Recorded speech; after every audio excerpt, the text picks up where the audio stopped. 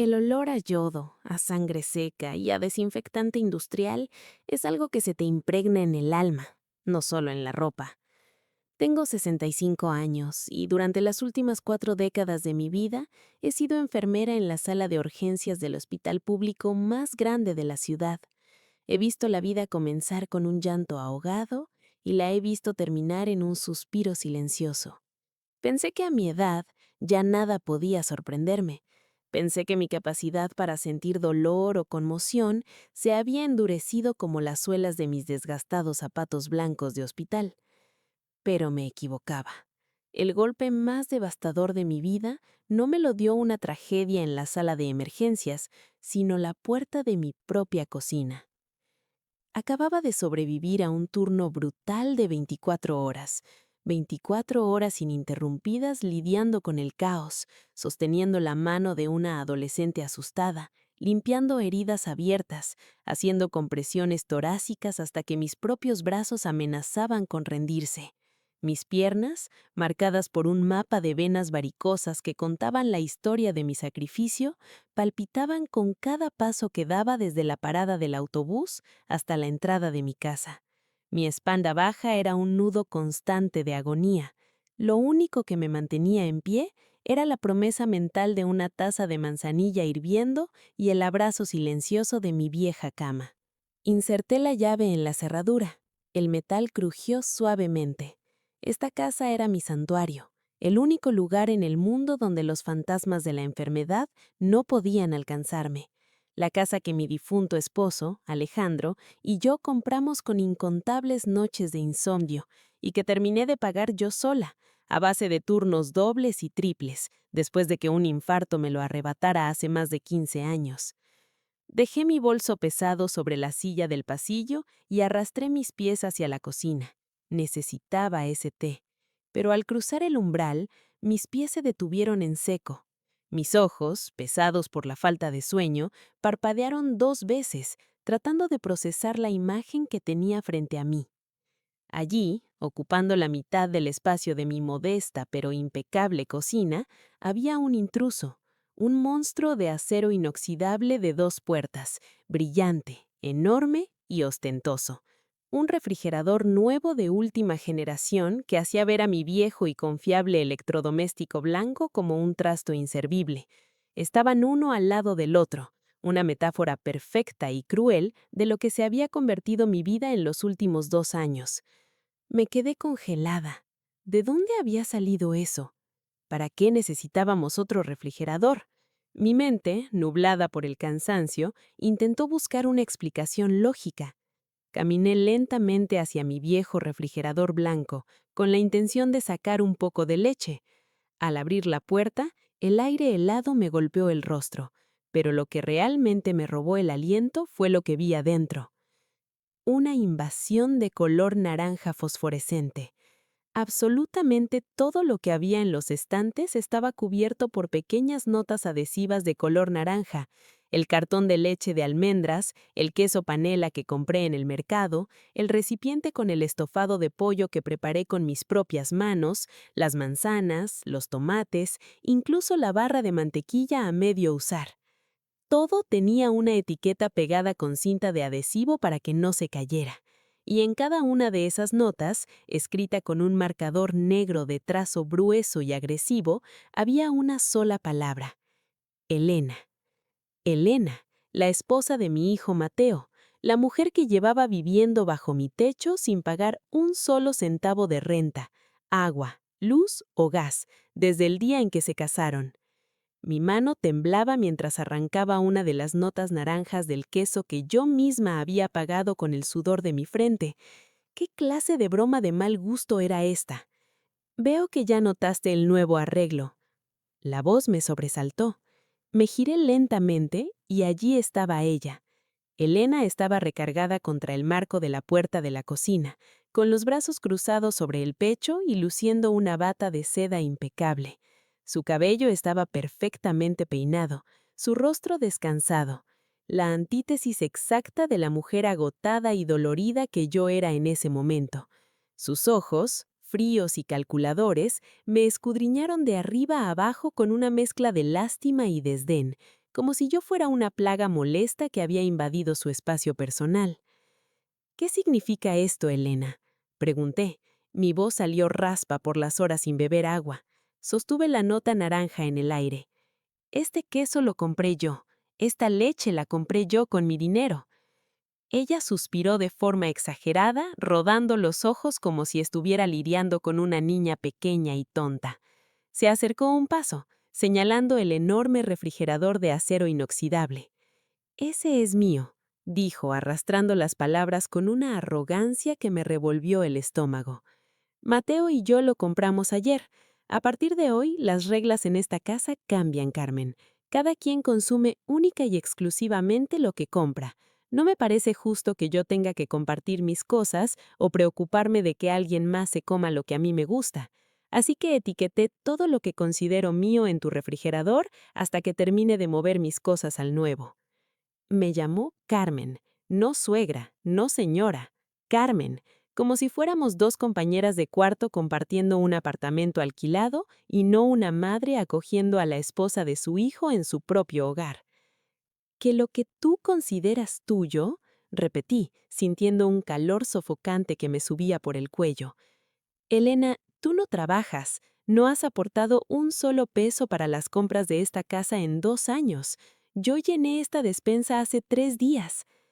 Mateo me dio el dinero para esas compras, así que técnicamente son mías», respondió ella alzando la barbilla en un gesto de desafío absoluto. «Además, usted ya está mayor, Carmen. Come muy poco, no necesita tanto espacio». «Mateo», grité.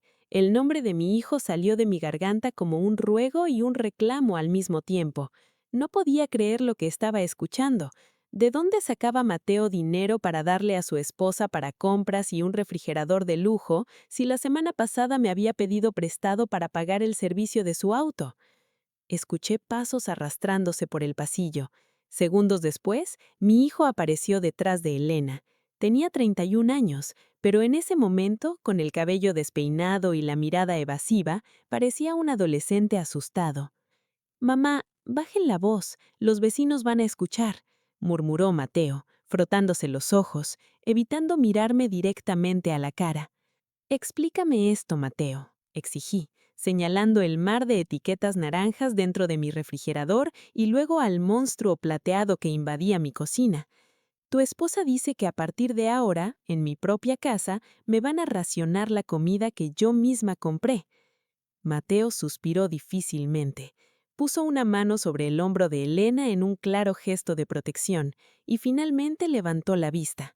Sus ojos, esos mismos ojos que me miraban con terror cuando era niño y el asma crónico no le permitía respirar, los mismos ojos que yo buscaba calmar cantándole canciones de cuna a las 3 de la mañana, ahora me miraban con una frialdad y una superioridad que me partieron el alma.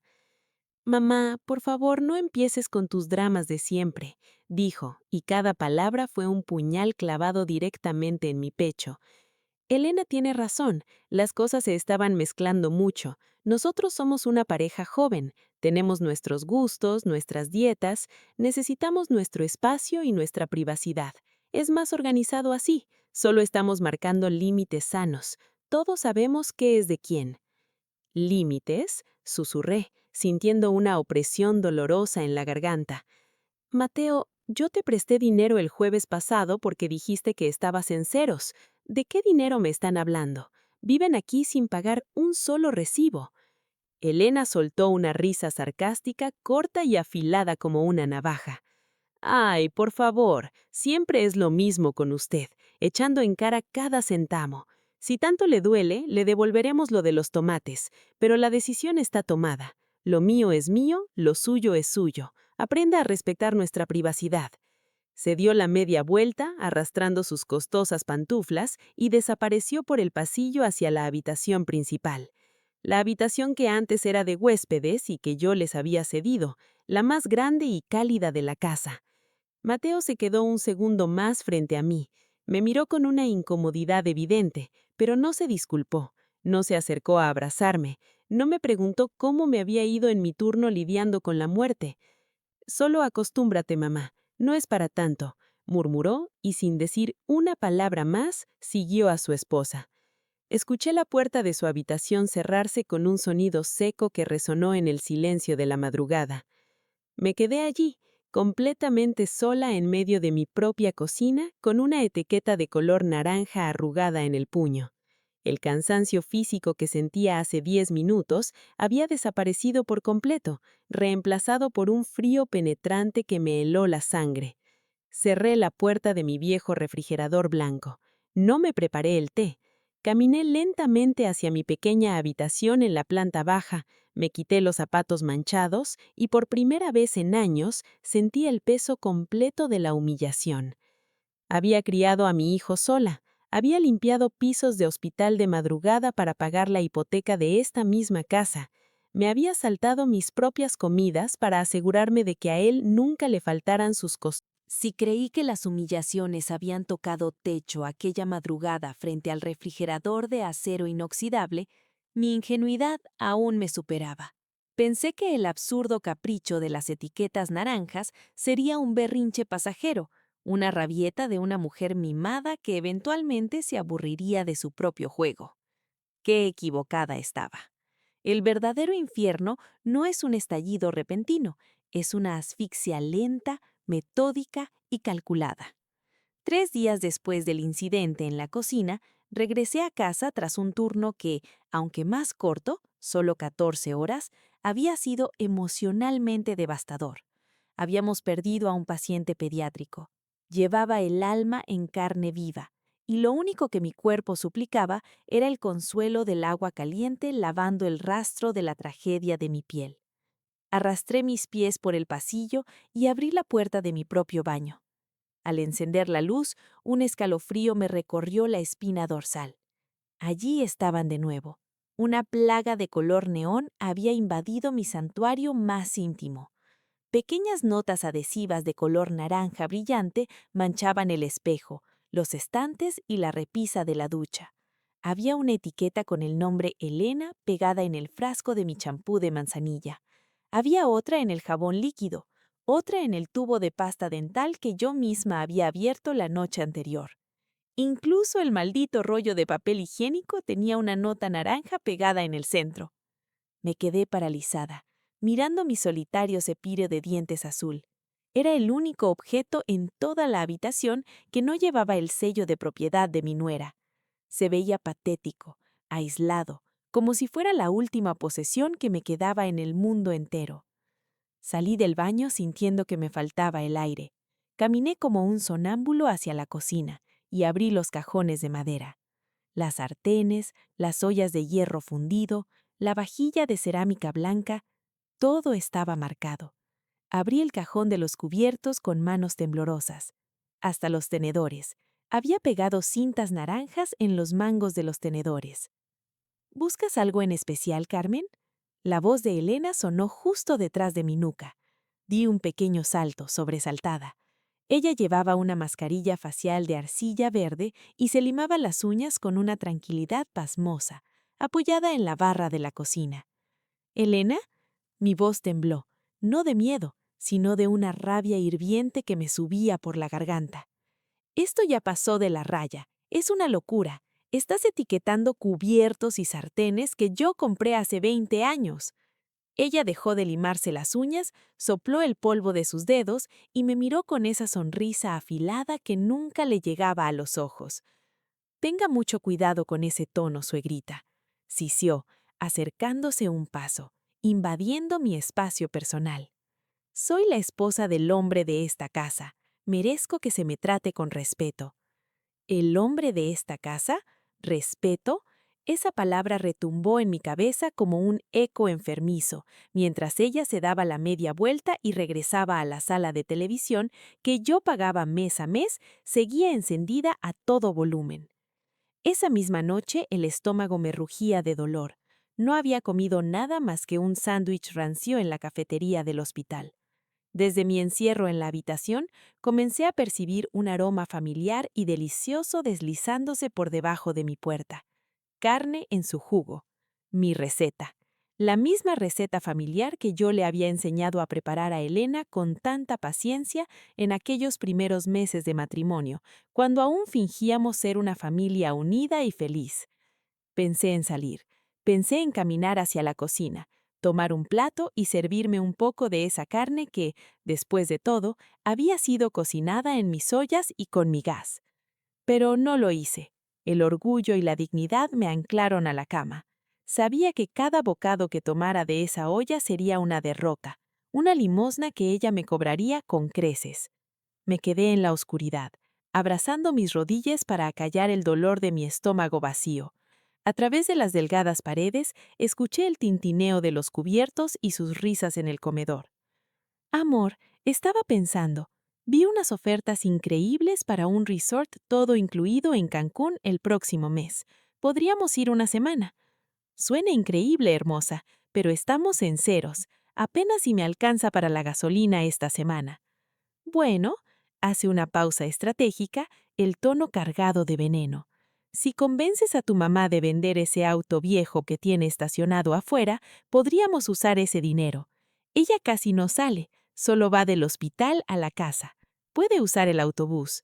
Nosotras necesitamos más ese dinero para desestresarnos, para nuestra salud mental. Contuve la respiración, esperando, suplicando en silencio que mi hijo me defendiera, esperando que dijera, «Estás loca, es el auto de mi madre, ella se lo ganó». Pero lo único que escuché fue un murmullo dudoso. «No sé, Vero, tal vez pueda hablar con ella el fin de semana». Las lágrimas finalmente brotaron, calientes, silenciosas y amargas. No lloraba por el auto, lloraba por el hombre en el que se había convertido el niño al que le di la vida. Llegó el sábado por la mañana. Escuché la puerta principal abrirse y cerrarse. Mateo y Elena habían salido. «Vamos a ir a ver unas cosas para nuestro futuro», la había escuchado a decir a ella con su tono cantarina y frívolo. La casa quedó sumida en un silencio sepulcral. Salí de mi habitación. Sentía una necesidad imperiosa de limpiar, no porque la casa estuviera sucia, sino porque necesitaba recuperar el control físico sobre mi entorno. Necesitaba mover cosas con mis propias manos. Limpié la sala, aspiré las alfombras, froté los espejos.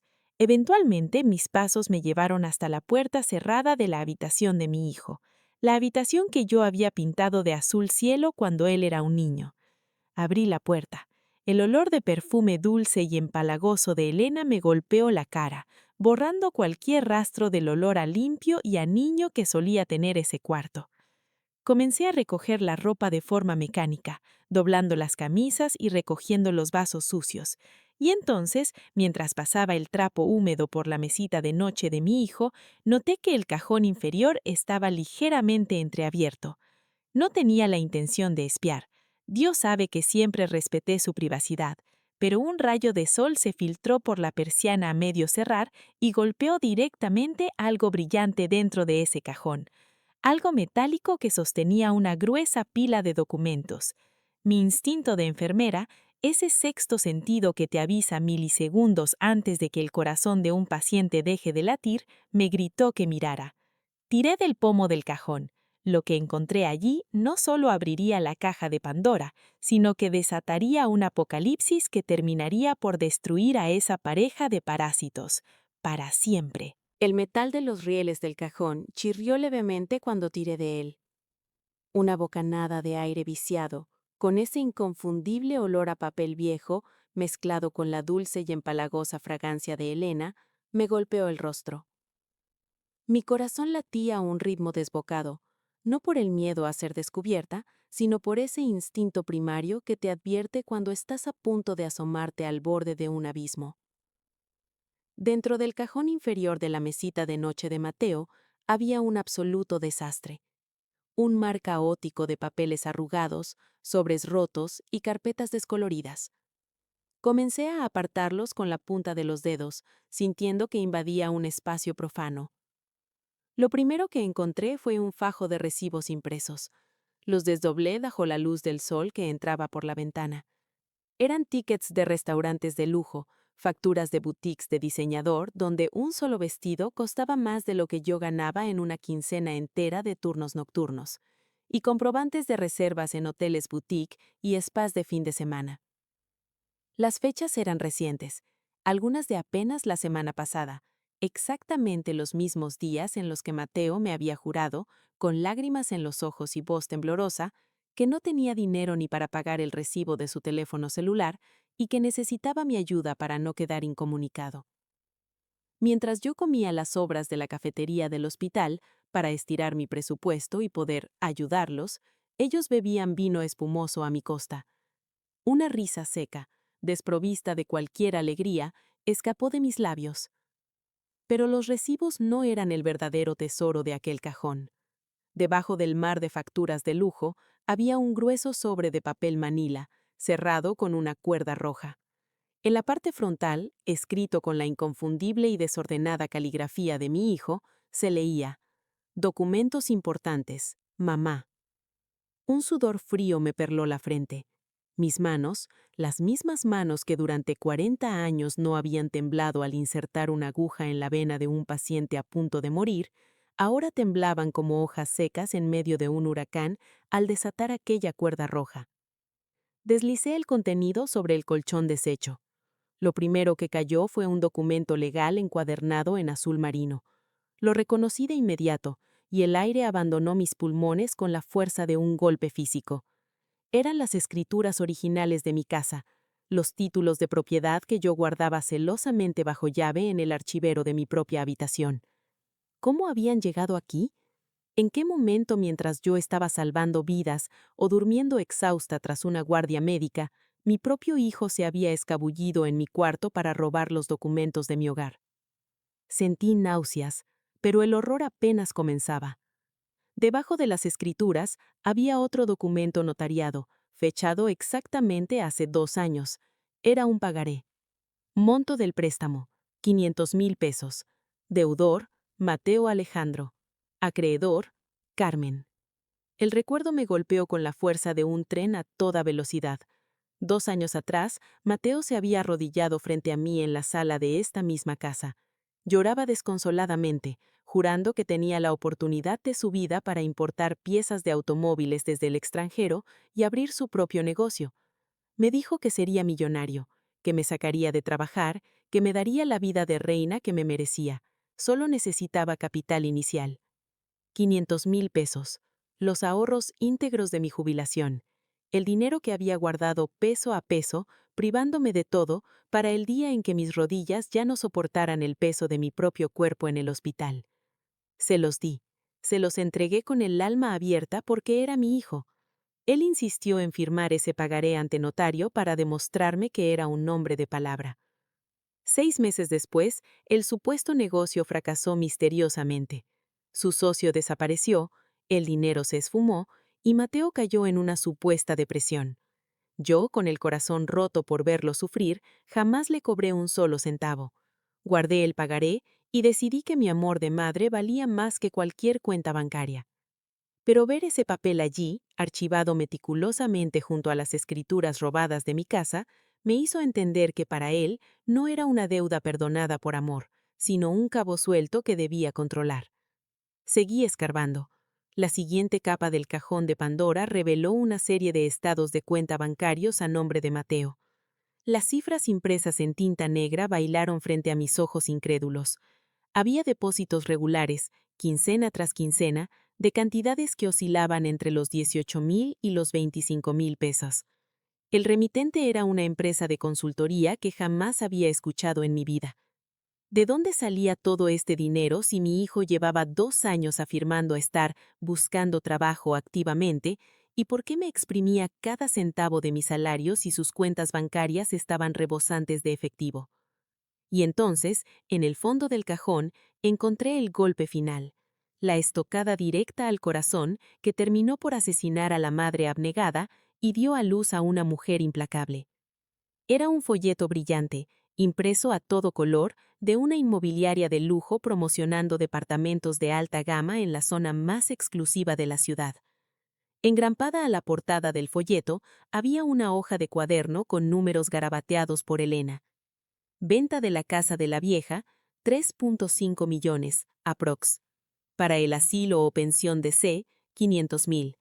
Nos quedan 3 millones limpios, más crédito hipotecario, departamento con vista panorámica. La casa de la vieja, así se refería al hogar que le daba cobijo, así se refería al techo que la cubría de la lluvia. Engrampada detrás de esa hoja de cuaderno había una captura de pantalla impresa de una conversación de WhatsApp entre mi hijo y su amada esposa. La leí palabra por palabra, sintiendo que el oxígeno de la habitación se convirtió en ácido. Elena, ya hablé con el agente, dice que esa zona se está cotizando súper bien. Si vendemos pronto, sacamos más de 3 millones. Mateo, amor, es muy pronto. Sabes que mi mamá jamás va a querer vender la casa. Es su vida. Elena, ese es tu problema, Mateo. Eres su único hijo. Tienes que convencerla. Dile que es por su bien. Ya está vieja y se va a caer por las escaleras un día de estos. Le conseguimos una residencia para ancianos bonita, le dejamos una tajada del dinero para que no se queje, y nosotros empezamos nuestra vida de verdad. No voy a vivir rodeada de sus cachivaches de los años 80 para siempre. Mateo, se va a resistir, es muy terca. Elena, entonces la ablandamos. Hacemos que se sienta incómoda, que sienta que la casa ya le queda grande, que estorba, le daremos un tratamiento especial unos meses hasta que ella misma nos ruegue por irse. Tú solo sígueme la corriente. ¿O prefieres seguir siendo el niñito de mami toda la vida? Mateo, ok, tienes razón. Tratamiento especial será. Te amo. Tratamiento especial. Dejé caer los papeles sobre el colchón. Todo encajó con una precisión matemática y aterradora.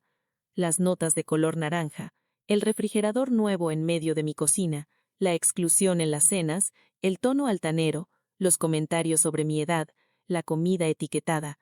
No eran simples groserías de una mujer malcriada y un hijo perezoso.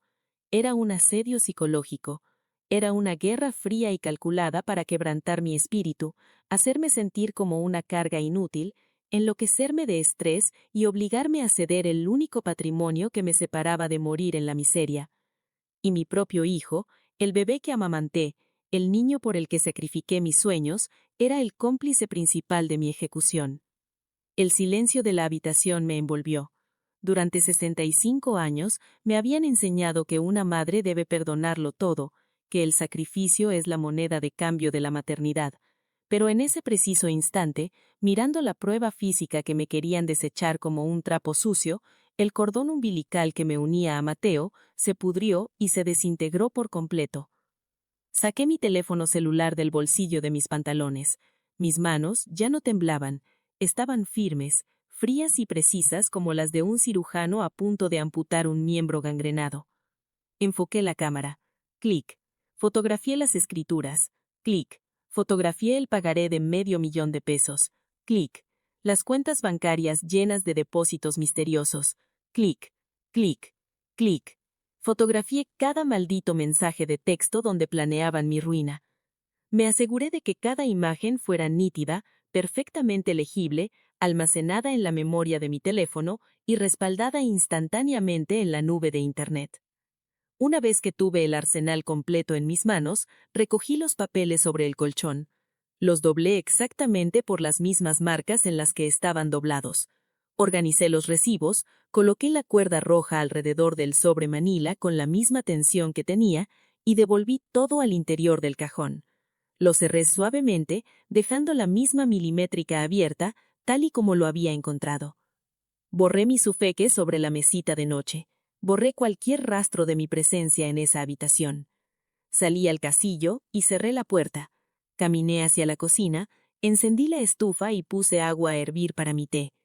Abrí el refrigerador viejo, ignorando por completo el mar de ridículas notas anaranjadas que gritaban el nombre de Elena, y saqué una manzana. Le di un mordisco jugoso. Sonreí. Una sonrisa auténtica, aterradora y carente de cualquier piedad. Mientras el agua hervía, me senté en la mesa del comedor, abrí el navegador de mi teléfono y tecleé unas cuantas palabras en el buscador. El mejor abogado corporativo y especialista en desalojos y recuperación de deudas en la ciudad. Las guerras El lunes por la mañana, mientras Mateo y Elena dormían a pierna suelta en la habitación principal, yo estaba sentada en una silla de cuero genuino en el piso 15 de un elegante edificio corporativo. Frente a mí, detrás de un escritorio de caoba impecable, se encontraba el licenciado Diego Vargas. Había elegido su bufete por sus implacables reseñas en Internet. Era un hombre en sus cuarentas, de mirada aguda, traje hecho a la medida y un aura de profesionalismo frío que me inspiró confianza inmediata. Su oficina olía a café tostado y a poder puro. Deslicé mi teléfono celular sobre su escritorio y le mostré las fotografías que había tomado el sábado, una por una. Diego Vargas ajustó sus gafas de montura negra y observó las pantallas en silencio durante largos minutos. Leyó los mensajes de WhatsApp donde planeaban enviarme a un asilo. Vio las escrituras de mi casa escondidas en el cajón de mi hijo. Evaluó el pagaré notariado vencido por $500,000 y finalmente frunció el ceño al llegar a las fotografías de los estados de cuenta con los depósitos misteriosos. Señora Carmen, comenzó el abogado, quitándose las gafas y frotándose los ojos. Lo que usted tiene aquí no es solo un caso de desalojo, tiene un arsenal legal devastador. ¿Puedo sacarlos de mi casa?, pregunté con la voz tan firme que me sorprendí a mí misma. Por supuesto, es su propiedad exclusiva. Ellos no tienen un contrato de arrendamiento, no pagan servicios y no tienen ningún derecho de posesión. Son lo que la ley clasifica como ocupantes precarios. Puedo redactar una orden de desalojo hoy mismo, pero eso es apenas la punta del iceberg. Diego señaló la imagen del pagaré en la pantalla. Su hijo firmó un documento vinculante, $500,000 de capital, más 2 años de intereses moratorios acumulados. Podríamos embargar cualquier bien que tenga a su nombre o cuentas bancarias para recuperar ese dinero. Además, hizo una pausa dramática y señaló los estados de cuenta.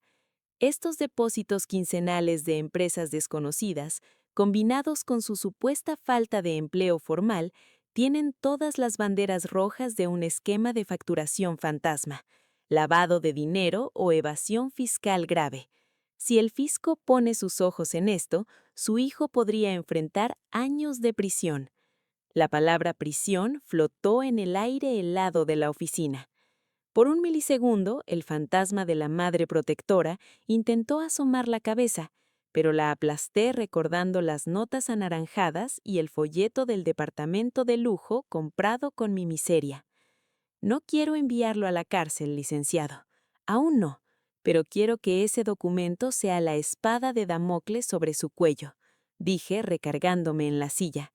Quiero que redacte la demanda por el préstamo, la orden de desalojo inmediato y quiero agregar una demanda civil por daño moral y abuso psicológico hacia una persona de la tercera edad. Quiero acorralarlos, quiero que no tengan hacia dónde correr. Diego Vargas esbozó una media sonrisa de respeto absoluto. Considérelo hecho, señora Carmen. Prepárese porque la tormenta que vamos a desatar será implacable. Firmé el poder notarial, pagué el anticipo de sus honorarios con el dinero que tenía guardado para emergencias y salí a la calle. El sol de la mañana acarició mi rostro y por primera vez en 2 años respiré con los pulmones completamente llenos. Esa misma tarde, al regresar a mi casa después de mi turno en el hospital, noté un automóvil extraño estacionado en mi entrada, un sedán gris de modelo reciente. Al abrir la puerta principal, el olor a lomo de cerdo asado y especias inundó mis fosas nasales. ¿Elena cocinando? Eso era más raro que un eclipse. Caminé hacia la sala de estar y me quedé paralizada en el umbral. Mi sofá, el sillón reclinable que tanto amaba Alejandro y mis sillas del comedor estaban ocupados. Allí estaban Arturo y Beatriz, los padres de Elena. Arturo era un hombre corpulento, de voz estruendosa y actitud pomposa, que siempre hablaba como si estuviera dando un discurso político. Beatriz, por su parte, era una mujer delgada de labios apretados y una sonrisa tan falsa que parecía dolerle físicamente mantenerla. Se comportaban como si fueran miembros de la realeza visitando a los plebeyos. «Arturo, querida, por fin llegas», exclamó Beatriz, levantándose con los brazos abiertos para darme un abrazo que evadí sutilmente, dejando que solo tocara mis hombros. «Te estábamos esperando. Ven, siéntate con nosotros. Somos familia al fin y al cabo». «Familia», pensé. La palabra sonó como veneno en mi mente.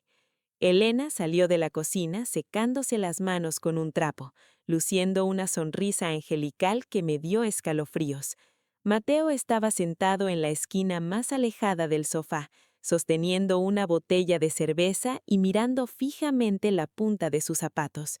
Ni siquiera se atrevió a levantar la vista cuando entré. Me senté en la única silla rígida que quedaba libre, con mi uniforme de enfermera puesto y mi bolso sobre el regazo.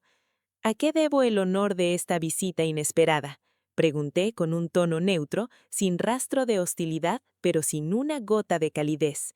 Arturo se aclaró la garganta, entrelazó los dedos sobre su abultado vientre y adoptó su mejor postura de patriarca sabio. «Carmen, mujer trabajadora, pilar de esta casa», comenzó con esa retórica barata que tanto me asqueaba.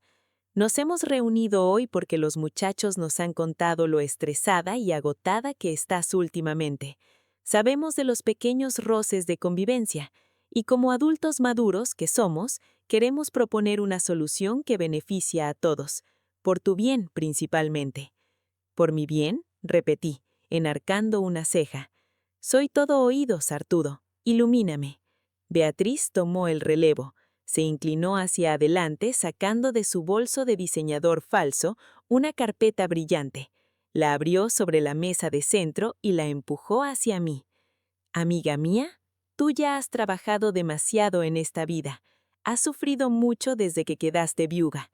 Es hora de que descanses, de que te dejes consentir», dijo con voz melosa, tocando mi mano con sus dedos fríos. «Los muchachos encontraron un lugar maravilloso. Se llama El Remanso Dorado. Es una comunidad residencial para adultos en su etapa dorada. Tienen enfermeras las 24 horas, juegos de bingo, clases de tejido, y no estarías tan sola como en esta casa inmensa y vacía».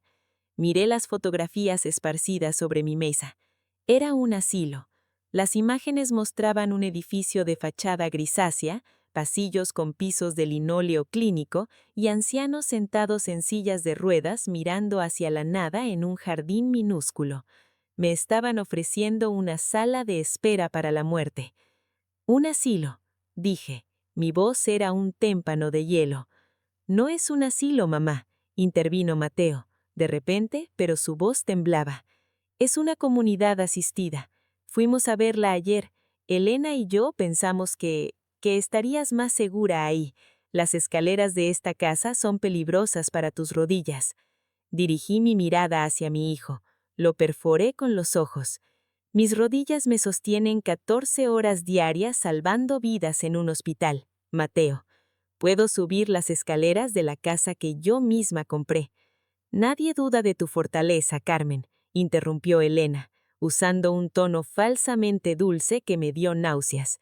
«Pero seamos realistas. Esta casa es demasiado grande para ti sola. Mateo y yo necesitamos espacio para formar nuestra propia familia. La convivencia ya no es sana. Usted está amargada y nosotros estamos estresados. Es el ciclo natural de la vida. Los padres dan un paso al costado para que los hijos vuelen». Los buitres estaban volando en círculo sobre mí, esperando pacientemente a que yo dejara de respirar para devorar mis huesos. Pero recordé las palabras del abogado. La tormenta será implacable. Si gritaba, me llamarían histérica. Si lloraba, me llamarían débil. Si los echaba a empujones, se victimizarían. Así que hice lo único que ellos jamás esperaban que hiciera. Recogí el folleto del asilo El Remanso Dorado, lo miré fijamente durante unos segundos y luego levanté la vista, Miré a Elena, a Mateo y a los señores que esperaban mi rendición y esbocé una sonrisa suave, cansada y aparentemente derrotada. Vaya, suspiré, bajando los hombros. Supongo que tienen razón. He estado muy cansada últimamente. Esta casa es una carga pesada para una mujer sola y viuda. Y las escaleras, sí, las escaleras ya me duelen. Los ojos de Elena se iluminaron con un brillo de avaricia y triunfo. Arturo y Beatriz sonrieron aliviados como si acabaran de cerrar el negocio de la década. Mateo levantó la vista, sorprendido, pero su cara reflejó una mezcla de culpa y alivio que me rompió lo poco que quedaba de mi corazón. ¿De lo dices en serio, mamá?, preguntó Mateo, acercándose al borde del sofá. Hablo muy en serio, hijo, dije, poniéndome en pie y alisando mi uniforme. Es una decisión enorme. Vender la casa, deshacerme de mis cosas, mudarme. Es mucho que procesar. Déjenme el folleto. Lo pensaré detenidamente esta semana y les daré una respuesta definitiva el sábado por la mañana. Los siguientes 3 días transcurrieron bajo una atmósfera que solo puedo describir como una grotesca obra de teatro. En la superficie, yo interpretaba a la perfección el papel que ellos me habían asignado. La anciana viuda, derrotada por el cansancio de sus años y lista para empacar su vida entera en una maleta rumbo a la sala de espera de la muerte. Elena, embriagada por su supuesta e inminente victoria, de repente se volvió absurdamente dulce. Me saludaba por las mañanas con una sonrisa que no le llegaba a los pómulos, me ofrecía agua cuando me veía sentada e incluso dejó de pegar sus ridículas notas anaranjadas por la casa. Creía que con unas migajas de falsa amabilidad borraría 2 años de tiranía absoluta. Mateo, por su parte, evitaba cruzar la mirada conmigo a toda costa. Actuaba como un perro apaleado, escabulléndose por los pasillos, ahogado en su propia cobardía por no tener el valor de mirarme a los ojos después de haber planeado mi exilio. Pero mientras ellos medían los metros cuadrados de su futuro departamento de lujo en sus cabezas, yo trabajaba en las sombras. El miércoles, durante mi descanso de 15 minutos en la cafetería del hospital, me reuní en secreto con Lucía.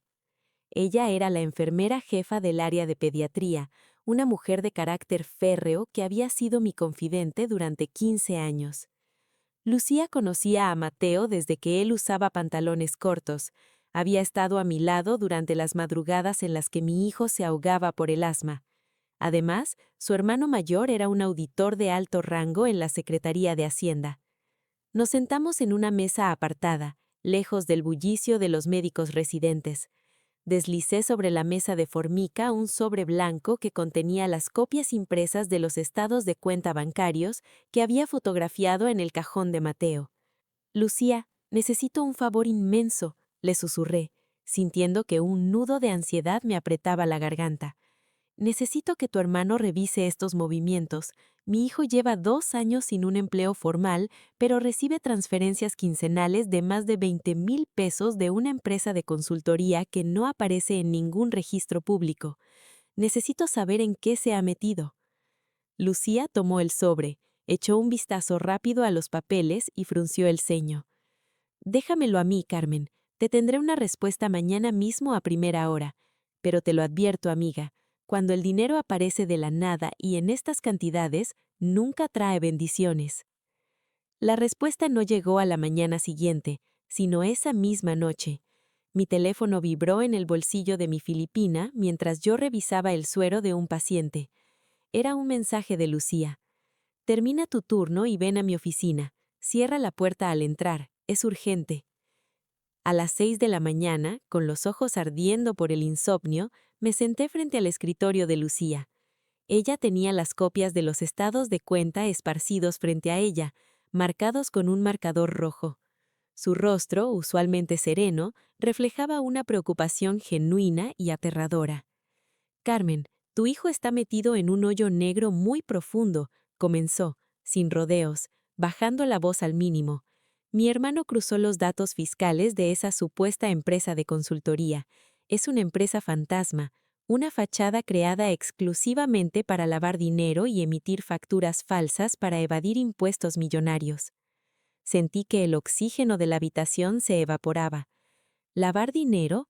Lucía, Mateo es un irresponsable, un cobarde, pero no es un narcotraficante ni un mafioso. No, no lo es. Es algo mucho más patético y peligroso para él, suspiró Lucía, pasándose las manos por el cabello. Es un testaferro, un prestanombres. La red criminal que opera esta empresa lo contrató para que él firme documentos y preste sus cuentas bancarias a cambio de una jugosa comisión. Es dinero negro, Carmen, dinero manchado, y como él es quien firma y recibe el capital, ante los ojos del fisco y de la ley, él es el principal responsable de la defraudación fiscal. Me llevé las manos a la boca para ahogar un grito de puro horror.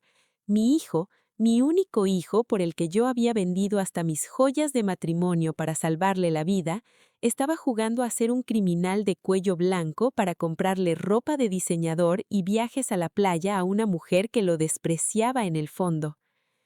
Si las autoridades fiscales abren una investigación, y créeme, ya están rastreando a estas empresas fantasmas, Mateo no solo perderá todo, podría enfrentar entre 5 y 10 años de prisión por fraude y lavado de dinero, sentenció Lucía, con los ojos fijos en los míos. Carmen, él está metido en un hoyo negro muy profundo. El trayecto en autobús de regreso a casa fue el más largo de mi vida. La ciudad despertaba bajo la luz dorada del sol, pero yo sentía que caminaba por un cementerio oscuro. Tenía en mi poder la llave para destruir por completo a la mujer que me humillaba, pero usarla significaba aniquilar también al hijo que parí. La dualidad me partía el alma en dos. Pero el destino tiene una forma perversa de tomar las decisiones por ti cuando tú no te atreves, y el golpe de gracia, la gota que derramaría el vaso de mi infinita paciencia, me estaba esperando en la cocina de mi propia casa. Llegué pasadas las 4 de la tarde.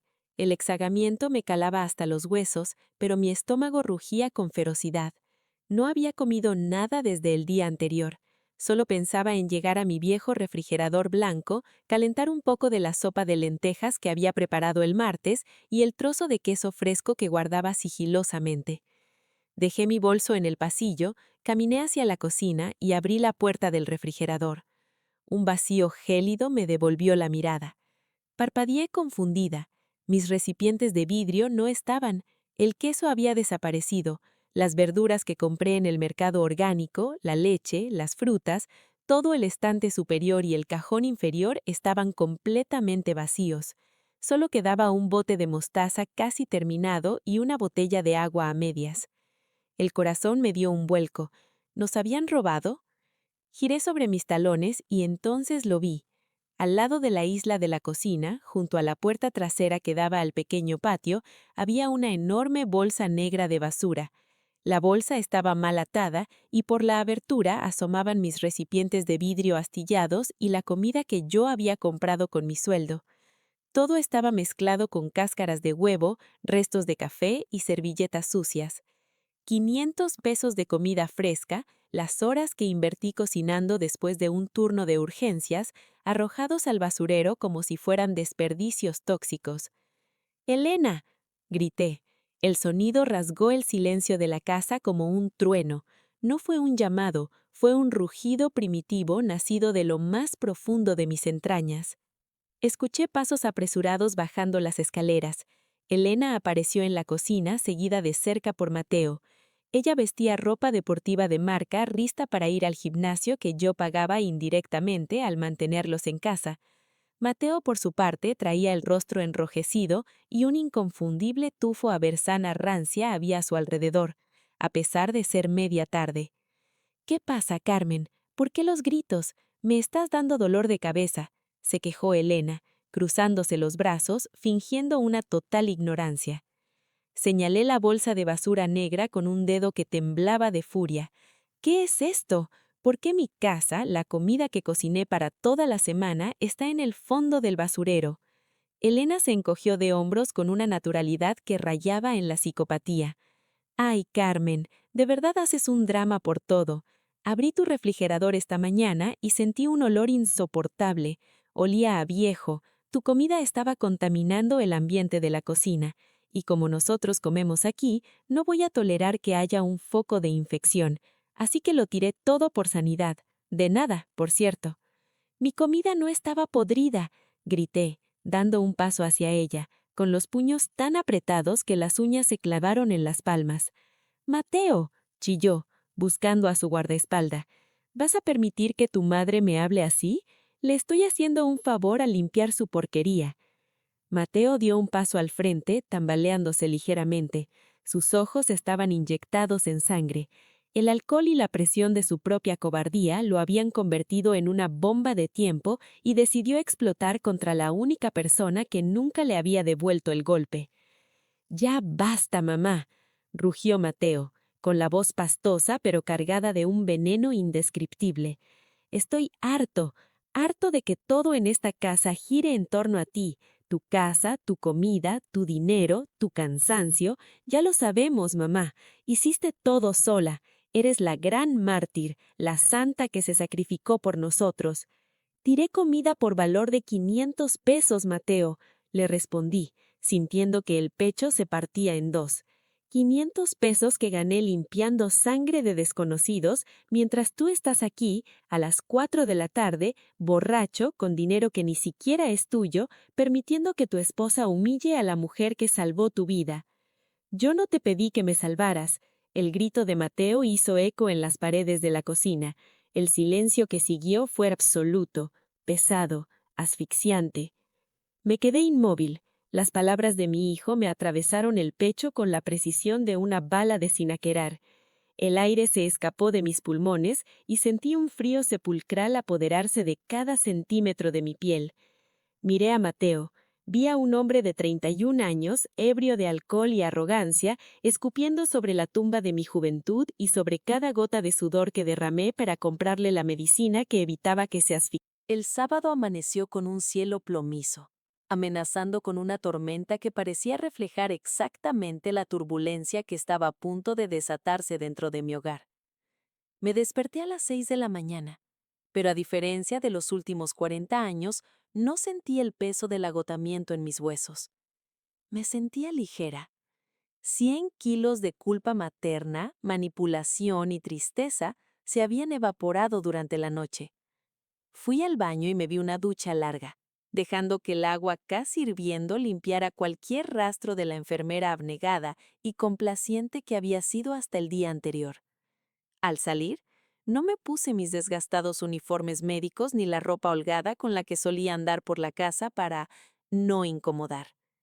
Abrí mi armario y saqué un pantalón de vestir negro, perfectamente planchado, y una blusa blanca de seda que guardaba solo para ocasiones especiales. Me peiné con cuidado, recogiéndome el cabello en un moño impecable, y me apliqué un poco de labial rojo. Me miré al espejo. Ya no era la vieja, la suegrita asfixiante o la sirvienta de tiempo completo. Era Carmen, la dueña absoluta e indiscutible de esa propiedad. Bajé a la cocina a las 8 en punto. El silencio de la casa era sepulcral. Con una calma casi terapéutica, comencé a preparar el desayuno. Freí tocino, revolví huevos con espinacas, tosté pan artesanal y preparé una jarra de café colombiano recién molido. El aroma inundó toda la planta baja, una trampa perfecta, cálida y hogareña para las ratas que dormían arriba. A las 9, escuché los pasos arrastrándose por las escaleras. Mateo fue el primero en aparecer. Llevaba una camiseta arrugada y se frotaba las sienes. La resaca de la cerveza de ayer aún lo martirizaba. Se detuvo en seco al verme frente a la estufa, impecablemente vestida y sirviendo el desayuno en platos de cerámica. «¿Mamá?», murmuró, confundido, rascándose la nuca. «¿Qué haces despierta tan temprano en tu día libre? ¿Por qué estás vestida así?» «Buenos días, Mateo. Siéntate, el desayuno está listo», respondí con una voz aterradoramente suave, empujando un plato humeante hacia su lugar en la mesa. 10 minutos después, Elena hizo su entrada triunfal. Llevaba su habitual bata de seda y una mascarilla hidratante bajo los ojos.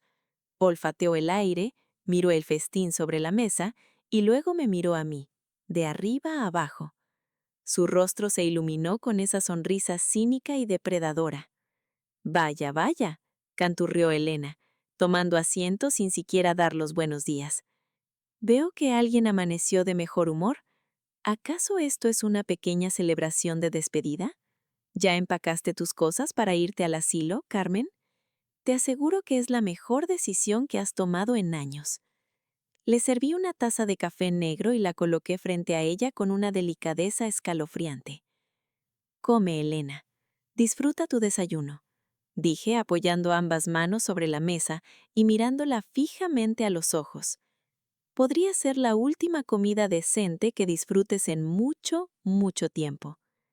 Elena frunció el ceño, con la taza a medio camino de sus labios, pero antes de que pudiera replicar con uno de sus venenosos comentarios, el sonido nítido y estridente del timbre principal cortó el aire de la casa.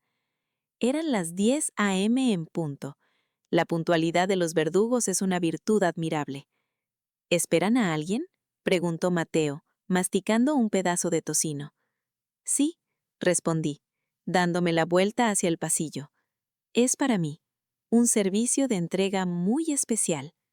Caminé hacia la entrada, quité el seguro y abrí la pesada puerta de madera. Allí, de pie en mi pórtico, estaba el licenciado Diego Vargas. Llevaba un traje gris Oxford impecable y un maletín de cuero negro en una mano y una expresión que no admitía réplicas. A su lado lo acompañaba un hombre más joven, de rostro severo, que sostenía una tabla con varios folios sellados, un actuario judicial. «Buenos días, señora Carmen. ¿Estamos listos?», preguntó Diego, con una voz profunda que denotaba autoridad absoluta. «Adelante, licenciado. La escoria está en la cocina», respondí haciéndome a un lado para dejarles el paso libre. El sonido de los zapatos de cuero italiano de Diego y los pasos firmes del actuario resonaron en el pasillo. Cuando entramos a la cocina, Mateo y Elena se quedaron congelados. El tenedor de Mateo cayó al plato con un tintineo agudo. «¿Qué es esto, mamá? ¿Quiénes son estos hombres?», preguntó mi hijo poniéndose de un salto, palideciendo al instante. Elena cruzó los brazos, adoptando su habitual postura a la defensiva. «Oiga, usted no puede entrar a mi casa así nada más. ¿Qué se cree?». Diego Vargas ni siquiera la miró. Abrió su maletín sobre la isla de granito de la cocina con una parsimonia letal. Sacó un fajo de documentos encuadernados y se dirigió directamente a mi hijo. «¿Es usted el ciudadano Mateo Alejandro y está usted legalmente casado con la ciudadana Elena?», preguntó el abogado, su voz proyectándose como si estuviera en un estrado. «Sí, soy yo. ¿Por qué?», tartamudeó Mateo, retrocediendo un paso, chocando contra el monstruoso refrigerador de acero inoxidable. El actuario judicial dio un paso al frente y le entregó un grueso fajo de hojas selladas directamente en las manos temblorosas de mi hijo. «Señor, soy el licenciado Diego Vargas, representante legal de la señora Carmen. A partir de este momento, ustedes quedan formal y legalmente notificados de 3 procesos judiciales interpuestos en su contra», comenzó Diego leyendo de sus propias notas con una frialdad quirúrgica. «¿Procesos judiciales? Esto es una broma», chilló Elena acercándose para arrancar los papeles de las manos de Mateo. «Primero», y lo mir un poco la voz para silenciarla, «notificación oficial de desalojo precario. Al no existir un contrato de arrendamiento ni comprobantes de pago de renta a la legítima propietaria, tienen exactamente 72 horas para desalojar esta propiedad, llevarse sus pertenencias y entregar las llaves. De no hacerlo, el martes a las 8 de la mañana ingresaremos con la fuerza pública para echarlos a la calle». La mandíbula de Elena cayó al suelo. Su rostro, antes arrogante, se deformó en una máscara de puro pánico. «Tú no puedes echarnos. Esta es la casa de su hijo. Es nuestra herencia». «Esta casa no es una herencia porque la dueña sigue respirando, señora», respondió Diego, fulminándola con la mirada, antes de sacar el segundo documento. «Segundo, demanda mercantil por incumplimiento de contrato y ejecución de pagaré notariado. La señora Carmen exige el pago inmediato de los 500,000 pesos prestados hace 2 años, más los intereses moratorios acumulados, que a la fecha suman un total de 680,000 pesos. Tienen 15 días para responder o procederemos al embargo precautorio de sus cuentas bancarias y bienes muebles. Mateo dejó de respirar. Literalmente vi cómo el color huía de su rostro, dejándolo de un blanco sepulcral. Sus ojos negros se clavaron en mí, llenos de un terror absoluto. Se dio cuenta en ese instante que yo había entrado a su habitación. Sabía que yo había abierto su cajón. Sabía que yo lo sabía todo. «Mamá», susurró Mateo, con las rodillas a punto de ceder. «Mamá, por favor». Tercero y último, interrumpió el abogado sin permitirle terminar la súplica, demanda civil por daño moral, abuso psicológico y maltrato patrimonial hacia una persona de la tercera edad. Presentamos evidencia fotográfica del acoso sistemático en su propio hogar. Exigimos una reparación de daños por 200,000 pesos. Elena, histérica, lanzó los papeles contra el pecho de Diego, pero cayeron al suelo esparciéndose por las baldosas. «Es una vieja loca», gritó Elena con las venas del cuello marcadas, señalándome con un dedo tembloroso. «No te atrevas a hacernos esto, maldita bruja. Nosotros íbamos a cuidarte, íbamos a meterte en un asilo de lujo, Carmen». Cualquier insulto proferido en presencia de este actuario judicial será documentado y anexado a la demanda de abuso, señora. Le sugiero que mida sus palabras, advirtió Diego ajustándose los puños de su camisa. Mateo cayó de rodillas. El hombre de 31 años que apenas ayer me había gritado que lo tenía asfixiado con mi amor, ahora estaba arrodillado en mi cocina, llorando a mares. «Mamá, te lo ruego», sollozó, arrastrándose hacia mí, intentando aferrarse a las perneras de mi pantalón de vestir. Yo di un paso atrás, evadiendo su toque como si estuviera hecho de fuego. «Mamá, no tenemos 800,000 pesos, no tenemos a dónde ir. Nos vas a destruir. Somos familia. Soy tu hijo, por el amor de Dios». Miré a mi hijo arrodillado, miré a la mujer histérica que estaba a su lado, y sentí una paz absoluta, profunda y liberadora. «Ayer me gritaste que no me pediste nacer, Mateo», dije, y mi voz resonó en la cocina con la autoridad de una matriarca implacable. «Ayer me dejaste claro que la vida que te di era una carga y que mi presencia te asfixiaba. Pues bien, hoy te libero. Te libero de la carga de ser mi hijo». Señalé a Elena, que respiraba agitadamente, con los ojos llenos de lágrimas de rabia.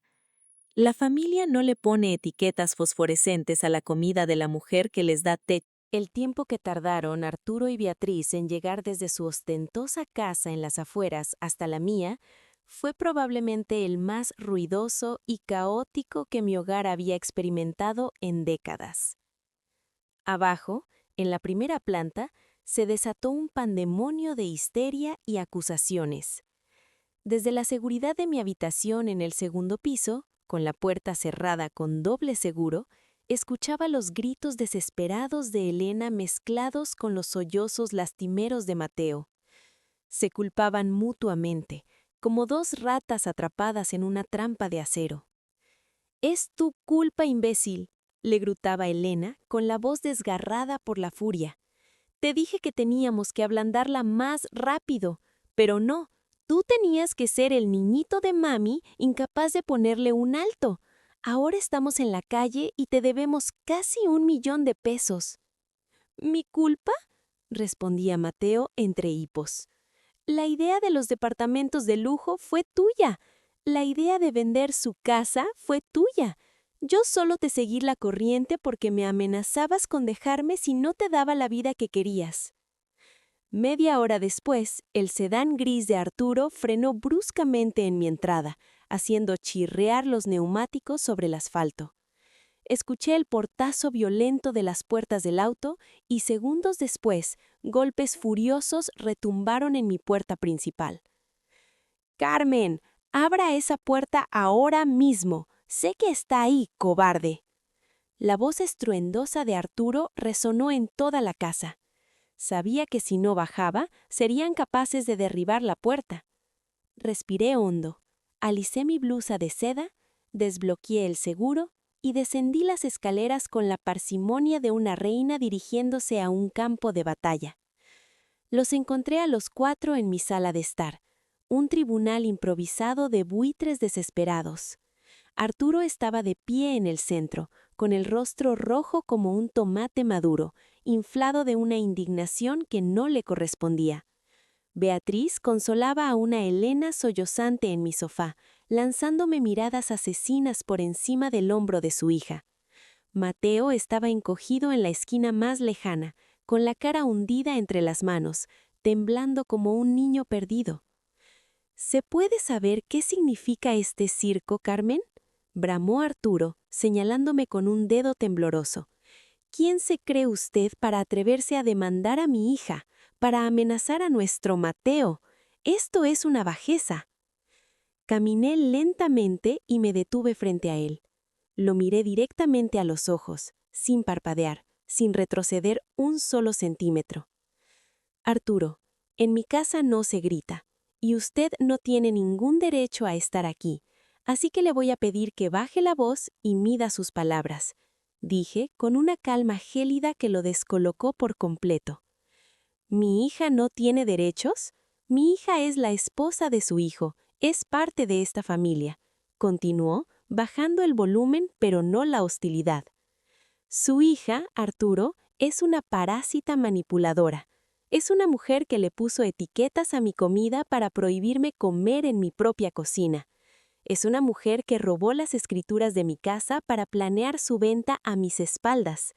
¿Y ustedes dos?, dije, girando mi cabeza para mirar a Beatriz, que se crispó bajo mi mirada, son los cómplices que vinieron a este mismo sofá hace 5 días a intentar convencerme de que me pudriera en un asilo para que su princesita y mi cobarde hijo pudieran quedarse con mi patrimonio. Jamás dijimos eso, estábamos preocupados por su bienestar. Intervino Beatriz con la voz temblorosa de indignación fingida. Ah, claro, mi bienestar. Me ofrecieron un asilo donde la paga inicial se cubría con la venta de mi auto, mi único medio de transporte para ir a trabajar. Querían que sobreviviera con una pensión miserable mientras ustedes se repartían 3 millones de pesos de la venta de mi casa. ¿Qué considerada es usted, Beatriz? Elena se levantó de un salto, con el rostro hinchado y enrojecido por el llanto. No íbamos a dejarte sin nada, vieja ingrata. Te íbamos a dar $500,000 de pesos, más de lo que mereces por ser tan amargada. Una sonrisa amarga se dibujó en mis labios. ¿500,000? Vaya, qué generosa. Pero en tus cálculos escritos a mano, los mismos que fotografié, decía claramente que te quedabas con 3 millones y me dejabas una limosna. ¿Crees que soy estúpida, Elena? ¿Crees que no sé leer? El rostro de Elena palideció. Miró a Mateo, buscando desesperadamente que negara mis palabras, pero él ni siquiera se atrevió a levantar la cabeza. Arturo, dándose cuenta de que la estrategia de la intimidación no funcionaba, cambió de táctica. Adoptó un tono más conciliador, hasta paternalista. Mire, Carmen, entiendo que esté molesta. Los jóvenes cometen errores, pero somos gente civilizada. No hay necesidad de llegar a estos extremos legales, de ventilar nuestros trapos sucios.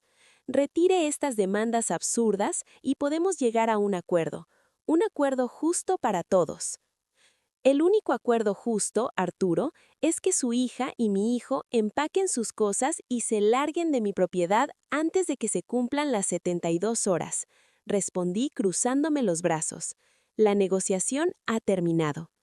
No sea terca, mujer, gritó Arturo, perdiendo de nuevo la compostura. Si esto llega a juicio, todos vamos a perder. Me eché a reír, una risa corta, dura y sin una pizca de humor.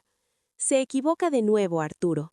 El único que va a perder aquí es su yerno, porque yo tengo todas las pruebas de sus planes. Tengo los mensajes, tengo el pagaré y tengo los estados de cuenta, y tengo algo más, algo que usted y su esposa no saben. Todos los ojos de la sala se clavaron en mí. El silencio era tan denso que se podía cortar con un cuchillo. Caminé lentamente hacia donde estaba Mateo, encogido en la esquina. Me agaché un poco para que pudiera ver mis ojos. «Diles, Mateo», le susurré con una voz que era puro hielo.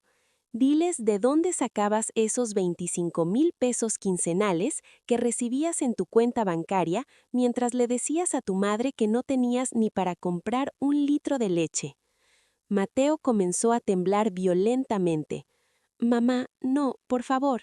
Miré a Arturo y a Beatriz, quienes nos observaban con una confusión total.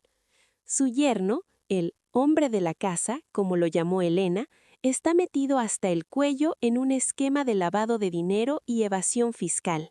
Durante 2 años ha estado prestando su nombre y sus cuentas bancarias a una red de empresas fantasmas para facturar operaciones inexistentes. Si el fisco se entera, y créanme que mi abogado ya tiene todos los documentos listos para presentarlos, su yerno no va a un departamento de lujo, va a una celda de 2 por 2 metros durante los próximos 10 años. El impacto de mis palabras fue como una onda expansiva nuclear. Beatriz se llevó una mano al pecho, boqueando como un pez fuera del agua. El rostro de Arturo pasó del rojo furia a un blanco ceroso. Elena se quedó paralizada, mirando a Mateo con los ojos desorbitados de puro horror y repulsión. «Eso es mentira», respondió Elena, pero su voz no tenía convicción.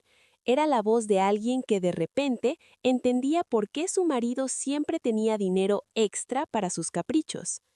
«¿Es mentira, Mateo?», le pregunté, con la mirada fija en él. «¿Es mentira que firmabas papeles en blanco a cambio de una comisión?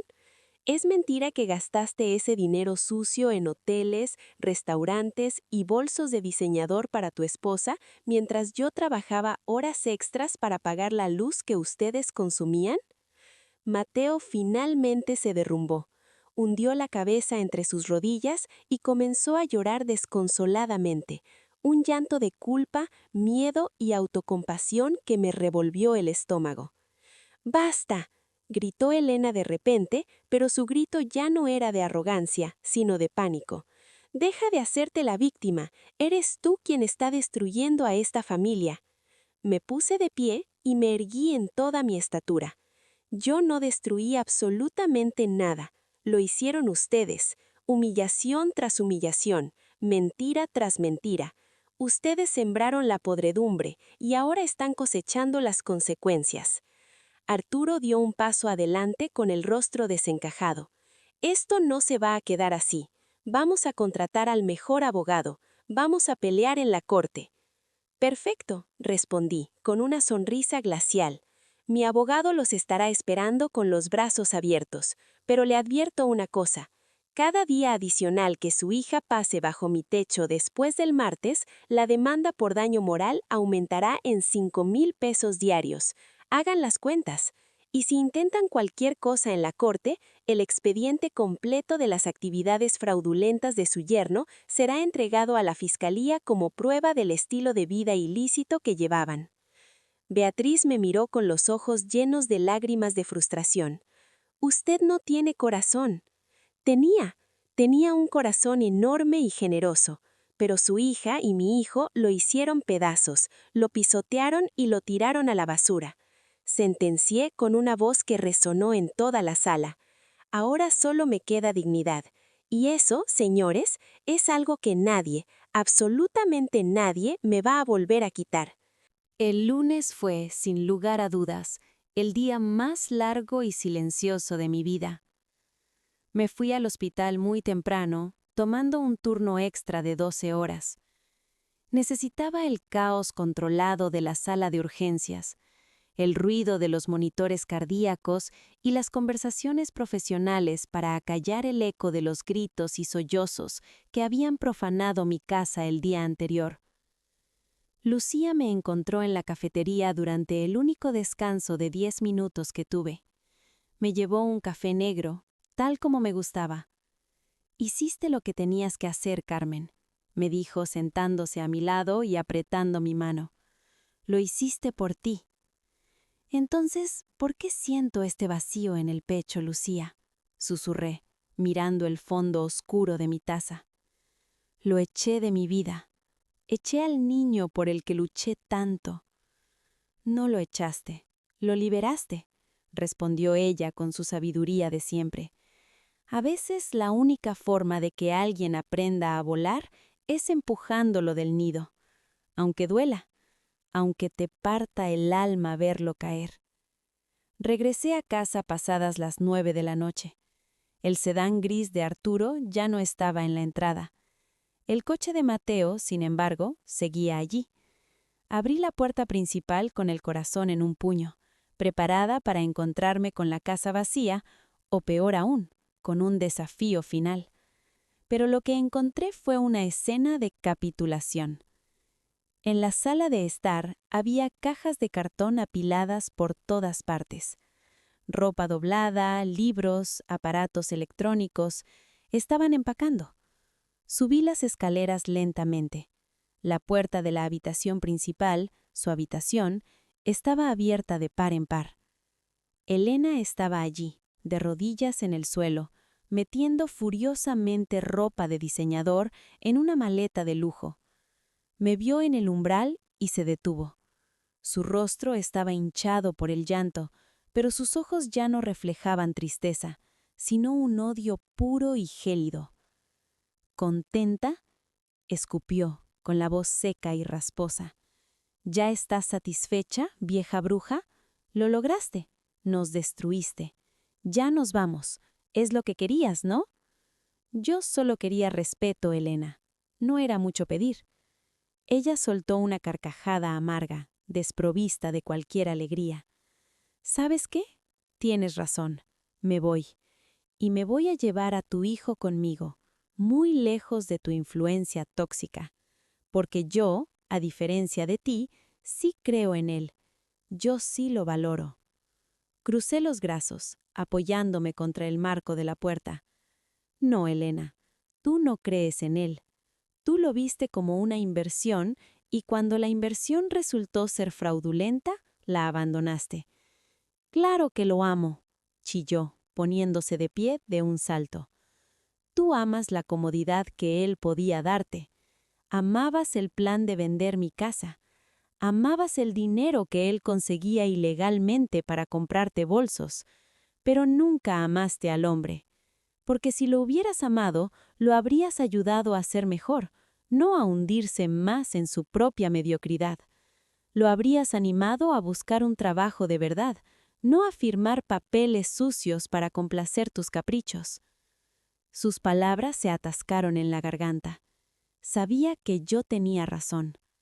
«Vete de mi casa», susurré, con una calma que la desarmó por completo. Salió de la habitación empujándome con el hombro al pasar, arrastrando su pesada maleta. Minutos después, escuché la puerta principal abrirse y cerrarse con un portazo violento. El sedán de Arturo arrancó y se perdió en la noche. Elena se había ido. Me quedé en el pasillo, respirando agitadamente. Entonces, escuché un sonido proveniente de la cocina. Bajé las escaleras y encontré a Mateo sentado a la mesa, solo, con la cabeza entre las manos. Una botella de whisky a medio vaciar estaba a su lado. Entró solo. Traía los ojos rojos e hinchados. «Mamá, necesito hablar contigo», dijo, con la voz quebrada. «Ya no hay nada de qué hablar. Empaca tus cosas». «Por favor».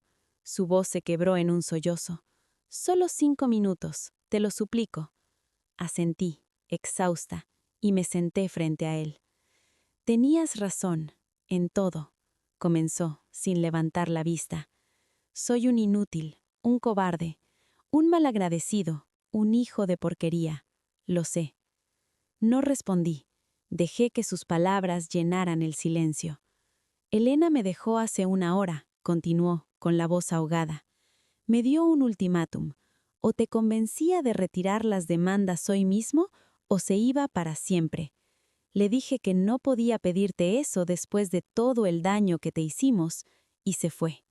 Sus padres vinieron por ella.